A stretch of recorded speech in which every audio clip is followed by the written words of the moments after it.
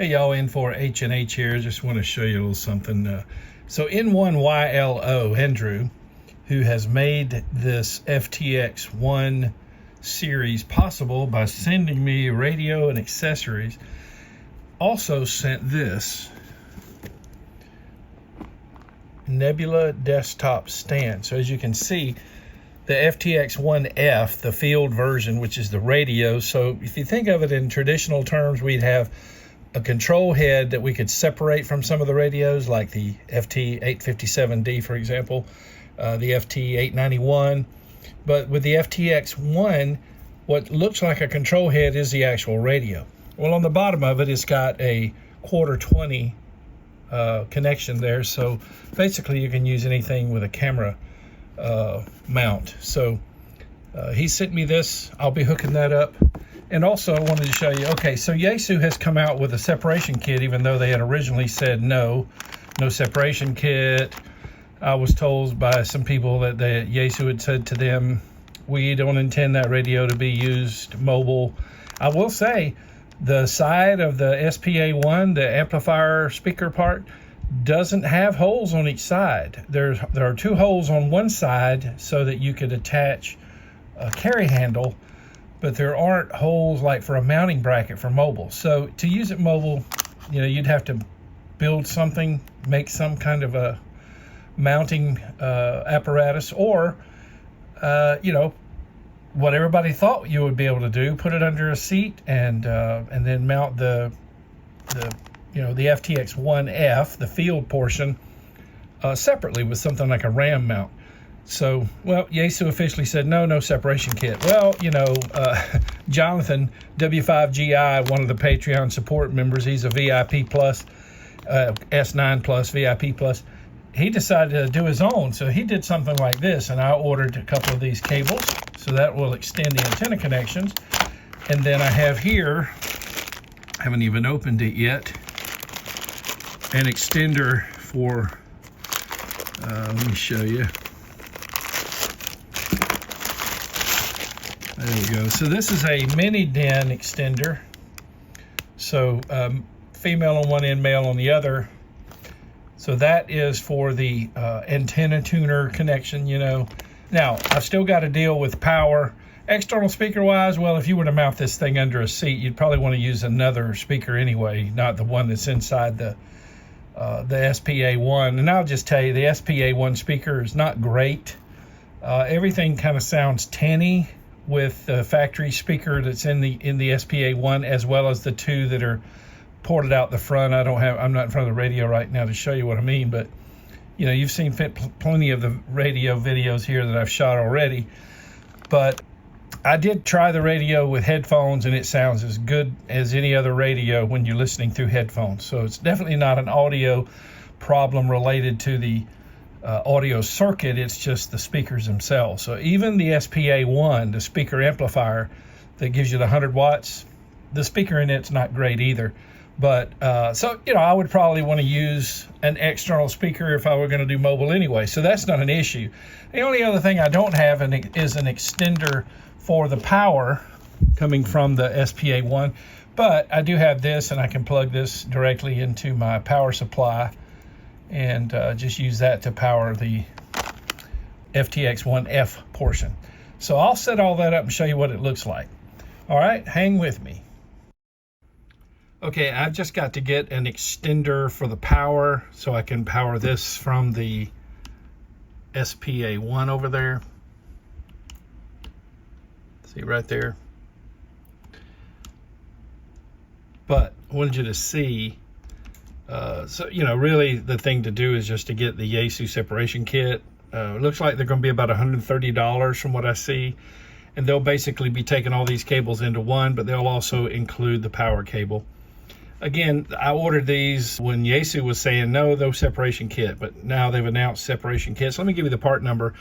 Sierra Charlie Uniform -66 for a 5-foot cable, and Sierra Charlie Uniform -66L as in long for the 10-foot cable. Again, separation kit cable for the FTX-1 Optima. So you can see here, I've got two, and these are RG316 cables, male BNC on this end, female on the other end, and I'll show you the other end in a moment. And then I've got this 10-pin mini DIN extender here, male on this end, female on the other. There it is. And these are the two connections for the antennas, one for the HF 6 meter, the other for VHF UHF, or 2 meter 70 centimeter. So I could remote mount this once I get a power cable. I could remote mount this and have just the control head up here on the desk, which would be very convenient. And then when I'm ready to go do SOTA POTA, all I have to do is just disconnect back here and I'm ready to go. So that's a pretty cool little setup. And thank you, Andrew, for the nebula stand there. I guess you say that, I guess that's pronounced nebula. Let me zoom in. See it right there? I think it's pronounced nebula, N-E-B-U-L-A. So there you go. Just wanted you to see the setup here for remoting the FTX-1. And again, I would take this and put it somewhere out of the way. And of course, I wouldn't need this because I'd probably get an external speaker. And now this helped with this little speaker that's in here. Of course, you know, this is the waveguide I've shown in other videos, and my son's 3D print shop makes these, and you can order them from him. I've got a link in the description of some of the videos, may put it in this video too. But I would probably put this down on a shelf somewhere and have a external speaker. You know, I've got a spare Yaesu external speaker over there in the cabinet that I used to use with my FT920, and in fact it's the SP8. It matches the profile of the FT920. I bought it when I bought the radio. Not unlike this Kenwood external speaker here to the TS890S. So I would just use that, and you know, so I could have just the control head up here on the desk. Not unlike what I'm doing over there with the FTM 400 that was donated by Wendell, K5WAN. And again, this was inspired by Jonathan W5GI, who would not take no from Yaesu for an answer. He said, I want to make this thing mobile, and he's already been operating mobile now for several weeks. So he proved that it could be done.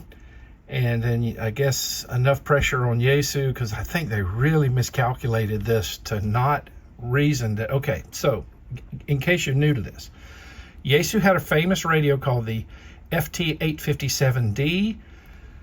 Had a remote control head, and then the radio could go under the seat, and there was a separation kit, and you could even get the FC40 antenna tuner, which, by the way, this is compatible with the FC40 as well, because the antenna tuner that's built into that SPA1 is what I call, you guys who've been watching my videos for a while, you know, I call them touch-up tuners. They just correct an antenna that's already close, like within a 3-to-1 SWR, but they're not going to match like a doublet or, you know, other antennas, long wires.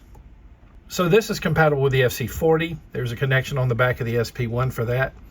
Well, the 857D could be mounted under the seat and had a separation kit available. Yaesu discontinued that radio a few years ago, and they've never come out with a replacement. People thought that the FT891 was going to be the replacement, but the FT891 is HF and 6 meters and no VHF, UHF like you see here. So it's reasonable to consider that this should be the replacement for the FT857D. And indeed, Jonathan made it become just that. And now Yaesu is going to give us a separation kit option. So that's nice. Just thought I'd throw this in as well. You can see the nebula mount sitting there atop the TS890S. But I actually have the radio, the FTX-1F, the field portion, connected to its SPA1. No extension cables, just using the cables that are designed to connect, see? But it allows me to elevate the unit a little bit, eye level, which looks really nice for me. It's literally at eye level. So I thought I would throw that in also too. I switched the display over That's the normal. I switched over to where you've got HF on top, and then I've got VHF or UHF, whichever one I want to dial in there, on bottom. So anyway, thought I would throw that in so you could see how it looks when it's actually not even remoted, but just sitting in front of the SPA-1. All right, hey, hope you enjoyed the video. Hope you found it helpful and informative. Thanks for watching videos on my channel. Please stand by for about 42 more seconds. I want to acknowledge 5 of the people who bring these videos to you. Without them, you would not see any of my videos. 98% of the funding for this channel comes from Patreon team members, especially what I call long haulers, because they subscribe for a year at a time, and some of these have been supporting the channel for multiple years, and literally without them the channel would have shut down a long time ago. Wouldn't be able to do this. And again, some of these people have even donated transceivers for me to do reviews, like this radio here from Andrew in 1YLO, the one I mentioned over there, the FTM 400 from Wendell K5WAN. My friend Joel has donated the FTDX10. He loaned me his FTDX-1 MP, his IC7300, and his FT991A. And then Jonathan, the very Jonathan I was talking about here, also gifted a FTM 500 for me to use to shoot some videos, and I run that in my truck these days. So it replaced my ICOM that I had in there before. I bought it because it could do D-Star, but I got bored with D-Star, so I never even used it. So I gifted that radio to someone else. So I want to thank all these folks who contribute equipment, as well as contributing to the yearly fund to keep the channel going. And please stand by as I acknowledge 5 of them right now. 73 from N4 H&H.